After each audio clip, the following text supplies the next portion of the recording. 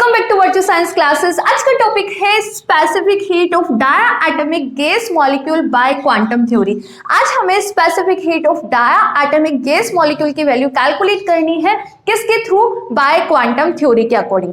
इससे पहले एक बार लास्ट लेक्चर को रिकॉल कर लेते हैं। लास्ट लेक्चर में हम बात कर रहे थे specific heat of diatomic gas molecule bye classical theory. वहां हम अप्लाई कर रहे थे इक्विपार्टीशन एनर्जी थ्योरम और उसके अकॉर्डिंग हमारे पास जो रिजल्ट निकल के आ रहा था वो था 7/2R। बट जैसे ही हमने उसका एक्सपेरिमेंटली स्टडी किया था, एक्सपेरिमेंटल स्टडी में जब CV और टेम्परेचर दोनों के बीच में वेरिएशन देखा गया तो हमारे पास जो रिजल्ट आ रहे थे वो थ्योरेटिकली रिजल्ट से मैच नहीं कर रहे थे। एट वेरी लो टेम्परेचर जो रिजल्ट था वो था 3/2R। रूम टेम्परेचर की यदि हम बात करें तो वहां पे वैल्यू आ रही थी 5/2R और जैसे ही हम टेम्परेचर इंक्रीज करते हैं तो वैल्यू आ रही थी 7/2R। तो इस तरह से थ्योरेटिकली और एक्सपेरिमेंटली रिजल्ट मैच नहीं कर रहे थे। उसके बाद डेवलप हुई क्वांटम थ्योरी। उसके बाद हमें स्टडी करना है quantum theory of specific heat of diatomic gas molecule के according to quantum theory specific heat of diatomic molecule कितना कैलकुलेट होता है। सबसे पहले 1907 में इसका स्टडी किया आइंस्टीन ने। Einstein was the first scientist who gave the explanation of variation of CV with temperature T इन 1997। सबसे पहले आइंस्टीन ही थे जिन्होंने CV का टेम्परेचर के साथ वेरिएशन को शो किया by using the concept of quantization of energy. Quantization of energy के कॉन्सेप्ट को यूज में लेके, ठीक है।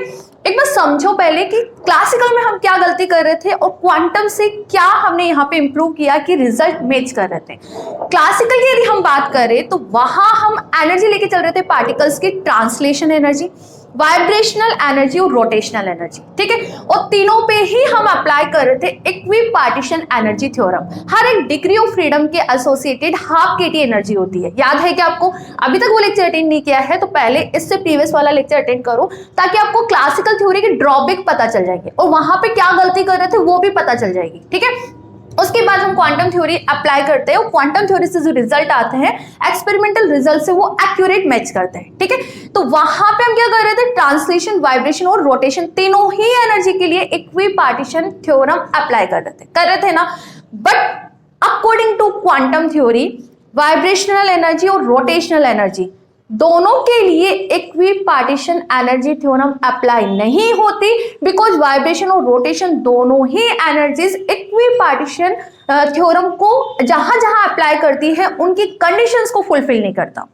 क्या कहना चाह रही हूं मैं कि वहां जब हम रोटेशन, वाइब्रेशन और ट्रांसलेशन तीनों पे इक्विपार्टीशन थ्योरम अप्लाई कर रहे थे तो इक्विपार्टीशन थ्योरम ट्रांसलेशन पे तो अप्लाई होती है बट रोटेशन और वाइब्रेशन दोनों ही एनर्जी इक्विपार्टीशन थ्योरम जहां अप्लाई होती है उनकी कंडीशंस को फुलफिल नहीं करता। इट मीन वहां पे जो आप रोटेशन और वाइब्रेशनल एनर्जी को इक्विपार्टीशन एनर्जी थ्योरम से सिंप्लीफाई कर रहे थे वो नहीं होगा। उनकी कोई पर्टिकुलर डिस्क्रीट वैल्यूज होती है और उनके फॉर्मूलाज हमें क्वांटम थ्योरी के अकॉर्डिंग यूज में लेने, ओके। और इन फॉर्मूलाज को यूज में लेके जब आप यहाँ पे CV कैलकुलेट करते हो तो आपके रिजल्ट जो थ्योरेटिकली कैलकुलेट होते हैं और जो एक्सपेरिमेंटली आ रहे हैं वो एक्यूरेटली मैच करते हैं, बिल्कुल करेक्ट मैच करते हैं, ठीक है। इसी वजह से मैंने यहाँ पे पहले ही आपको थोड़ा बहुत थ्योरेटिकल राइट डाउन कर दिया है, आप इसको पहले लिख लो।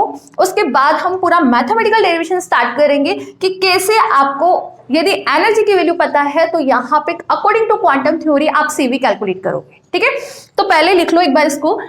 Einstein was the first scientist who gave the explanation in 1997 of the variation of temperature with CV।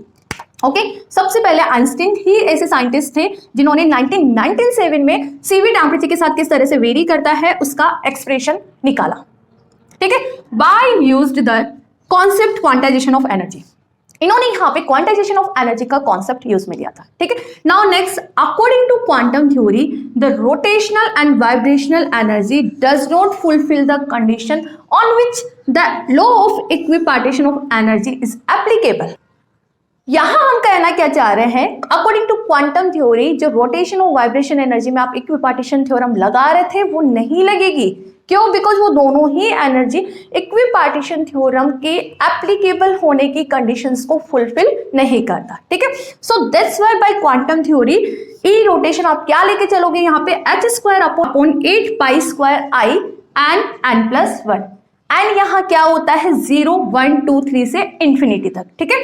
h Planck constant है, I is the momentum of inertia and E vibration is n plus half h nu, again n equal to 0 1 2 3 और infinity तक आपको लेके चलना है। तो इस तरह से अकॉर्डिंग टू क्वांटम थ्योरी जो ई रोटेशन और ई वाइब्रेशंस है इनके एनर्जी की वैल्यू डिस्क्रीट होती है। डिस्क्रीट में आप यहाँ पे 0 पुट करोगे, 1 पुट करोगे, 2 पुट करोगे, 3 पुट करोगे तो डिफरेंट वैल्यूज आपके पास यहाँ पे कैलकुलेट होके आएगी। कंटिन्यूअस यहाँ पे वैल्यू हमारे पास नहीं आती। बट क्लासिकल में हम इक्विपार्टीशन थ्योरम अप्लाई कर रहे थे, वो गलत था। वाई? रोटेशन और वाइब्रेशन दोनों ही इक्विपार्टीशन थ्योरम जहां एप्लीकेबल होते हैं उनकी कंडीशंस को फुलफिल करता ही नहीं है। दैट्स व्हाई आपको ये दोनों इक्वेशंस यहां पे यूज में लेनी है इन क्वांटम थ्योरी, ठीक है। तो पहले इसको लिख लो। यहां से क्वेश्चन क्या बनता है उसको सुनो। The first question is define the specific heat for diatomic gas molecule bye classical theory, और उसका ग्राफ के थ्रू आपको एक्सप्लेनेशन देना है। एंड जो सेकंड क्वेश्चन बनता है आपको यहाँ पे ड्रॉबैक लिखने हैं क्लासिकल थ्योरी के, उसके बाद क्वांटम थ्योरी से आपको स्पेसिफिक हीट की वैल्यू कैलकुलेट करनी है for a diatomic gas molecule, ठीक है। दो क्वेश्चन बनते हैं, वो दोनों ही 3 मार्क्स में बनता है। तो लिख लो पहले इसको। Einstein was the first scientist who give the explanation in 1907 for the variation of CV with temperature T by used the concept quantization of energy, and according to quantum theory the rotational and vibrational energy does not fulfill the condition on which the law of equipartition of energy is applicable. Okay, and according to quantum theory, E rotation is h square upon 8 pi square I and n plus 1, and E vibration is n plus half h nu. ठीक है, लिख लो इसको। उसके बाद हम पूरा mathematical इसको simplify करते हैं कि अकॉर्डिंग टू क्वांटम थ्योरी आपको यहाँ पे CV किस तरह से कैलकुलेट करना है। मैं यहाँ पे कुछ स्टेप्स राइट डाउन करूंगी, आपको उन स्टेप्स को फॉलो करना है, आपके पास आंसर आ जाएगा, ठीक है। कर दो क्या इसको इरेज? स्नैपशॉट ले लो, ऐसा करो आप। अभी लिखा नहीं है तो स्नैपशॉट ले लो। ये दोनों वैल्यू तो लिख लेना, बट क्यों? बिकॉज इन दोनों वैल्यूज को ही हम आगे यूज में लेंगे डेरिवेशन में। अरे देखो तो सही ना, वो चल तो रहा था ना, मैं पढ़ाई जा रही हूँ। हाँ चल रहा है।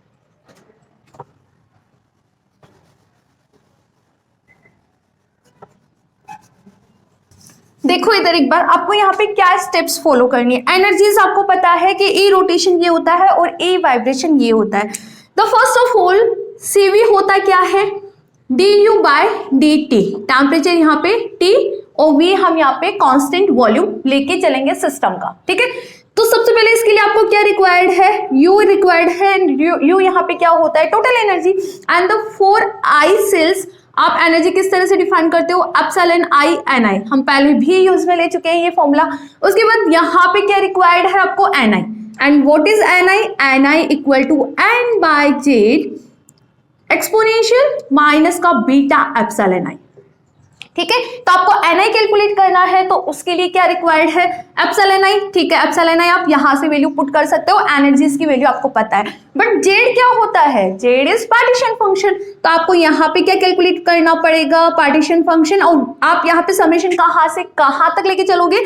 n equal to 0 to infinity exponential minus का बीटा एप्सिलॉन I। तो इस तरह से आपको ये स्टेप्स फॉलो करनी पड़ेगी। तो फर्स्ट स्टेप आपका क्या हुआ? जेड आपको कैलकुलेट करना है, बीटा 1/kT पुट करना है, epsilon I n plus half h nu, इन दोनों वैल्यूज के लिए हमें कैलकुलेट करना है। जेड पता चल गया तो Ni निकाल लेंगे, Ni पता चल गया तो टोटल एनर्जी निकाल लेंगे। टोटल एनर्जी हमारे पास कैलकुलेट हो गई, तो क्या करना है? जस्ट सिंपल टेम्परेचर के रेस्पेक्ट में इसका डिफरेंशिएशन करना है, उसके बाद हमारे पास CV का आंसर आ जाएगा। समझ आया आपको पूरा प्रोसेस? ठीक है।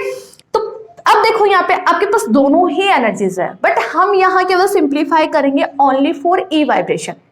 जेड हम सिंप्लीफाई करेंगे only for vibrational energy. Why? Because E vibration के लिए सिंप्लीफाई करना इजी रहेगा और ई रोटेशन के लिए सिंप्लीफाई करना बहुत कॉम्प्लिकेटेड हो जाता है।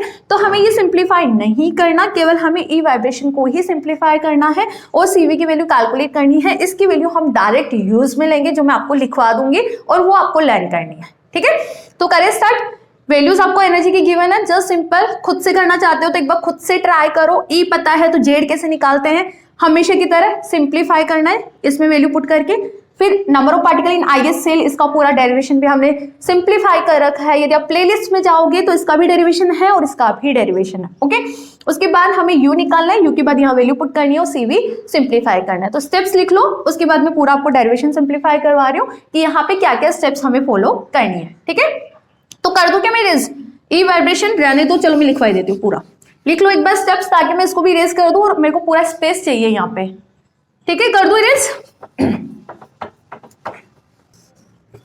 तो सबसे पहले हम ई वाइब्रेशन डिफाइन करते हैं। ई वाइब्रेशन क्या है? n plus half H new, और n कहां से कहां तक है? 0 1 2 से इंफिनिटी तक है। ठीक है, तो फर्स्ट स्टेप इज आपको पार्टीशन फंक्शन कैलकुलेट करना है। तो यहाँ पे जेड वाइब्रेशन लिख रही हूं मैं, बिकॉज वाइब्रेशनल एनर्जी के लिए हम सिंप्लीफाई कर रहे हैं। The basic formula is n equal to 0 to infinity. Limit ये क्यों लगाई है? बिकॉज n 0 से स्टार्ट है। ओके, एक्सपोनेंशियल माइनस का बीटा एप्सिलॉन आई। अब बीटा यहाँ पे क्या होता है? 1/kd, and this is equation 1 and this is equation 2। ठीक है, इक्वेशन 1 से पुट करो यहाँ पे वैल्यू। तो यहाँ पे जेड वाइब्रेशन कितना आ रहा है? देखो यहाँ पे exponential n equal to 0 to infinity exponential. ठीक है, एप्सिलॉन आई आपके पास क्या गिवन है? ये वैल्यू, तो पुट कर दो। पुट करोगे तो आपके पास वैल्यू कितनी है? n plus half H new. अब बीटा है, बीटा को 1/kd लिख दो। तो यदि हम इसको लिखे तो अपॉन kd, और माइनस साइन है तो आप यहाँ पे माइनस साइन लगा दो। ठीक है, इससे पहले लिख लेना बाय इक्वेशन 1 एंड 2।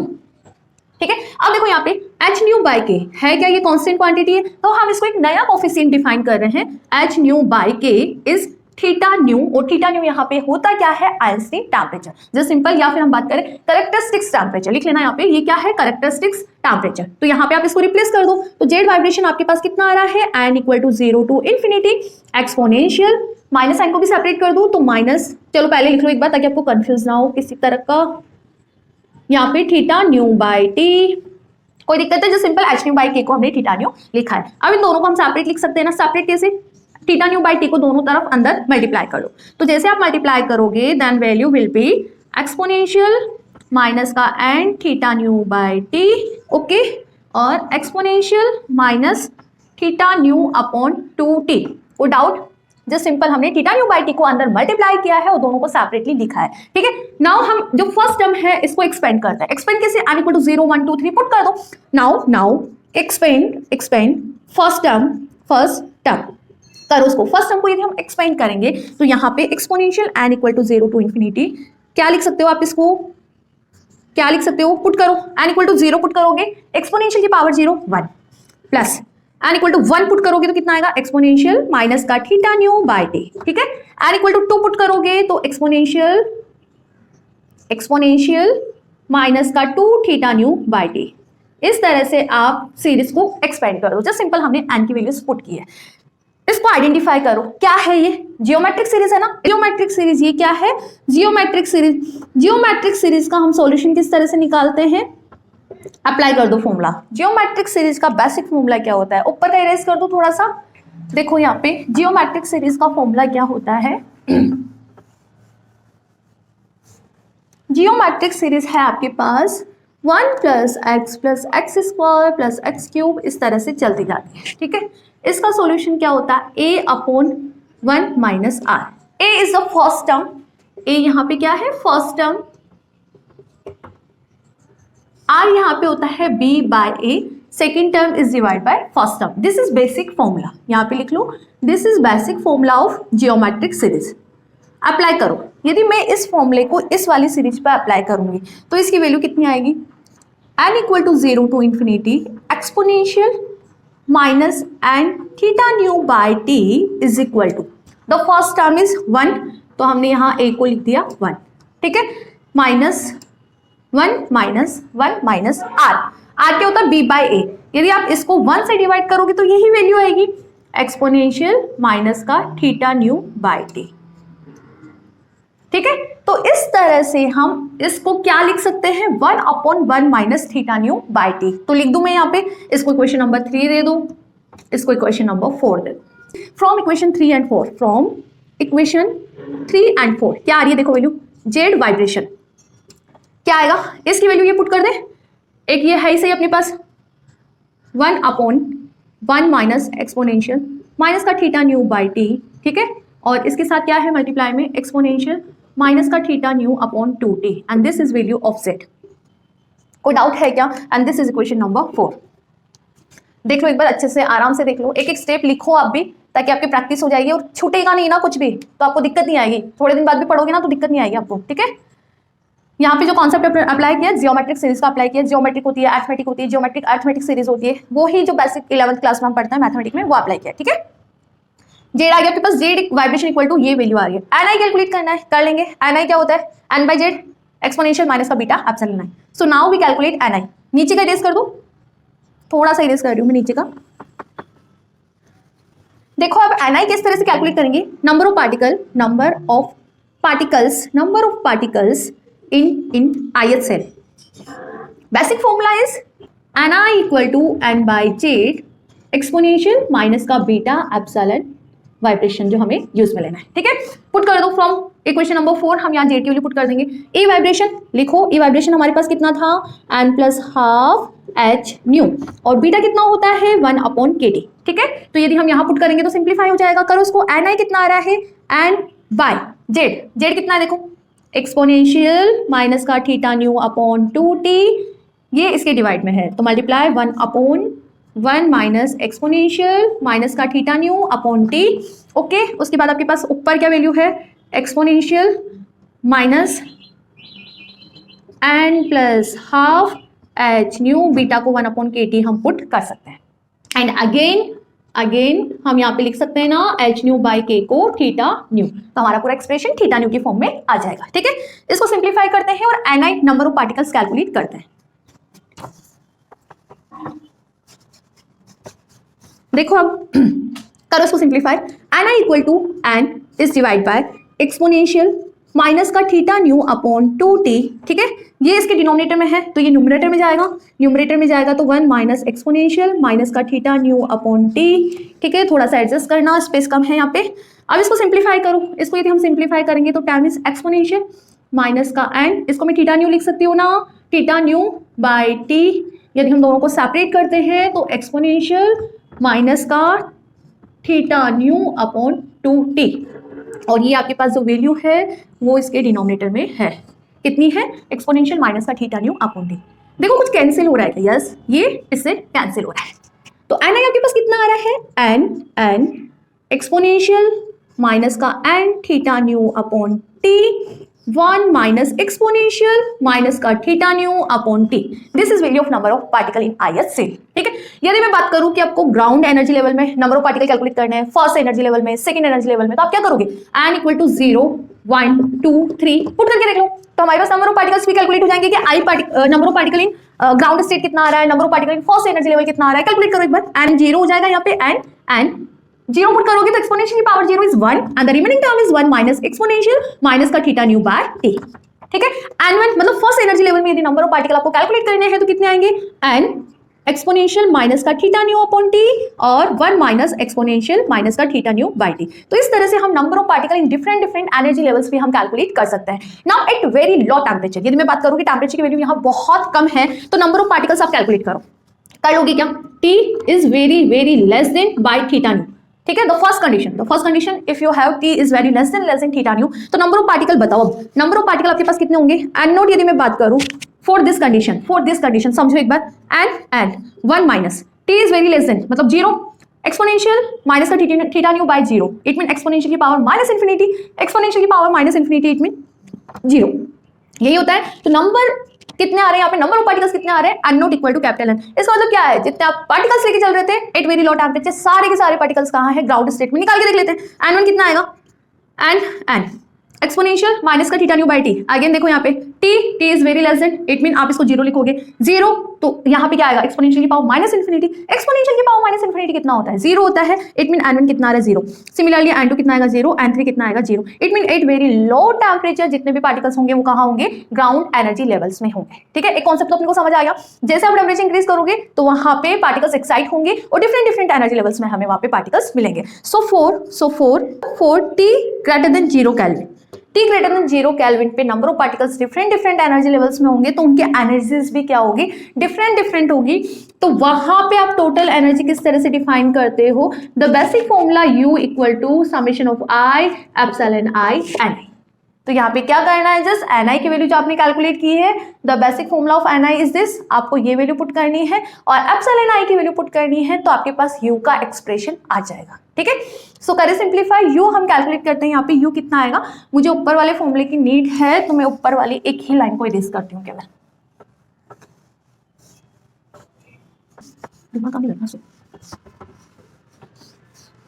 देखो क्या करें, यहाँ पे पुट कर दे वैल्यू Ni की एंड इसको इक्वेशन नंबर दे दो। इसको इक्वेशन नंबर हम कितना लेके चल रहे थे, इसको 5 दे दो। देखो मुझे रिमेंबर नहीं है बट आप देख लेना, u कितना आ रहा है, देखो u है आपके पास i कितना होता है n plus half h new.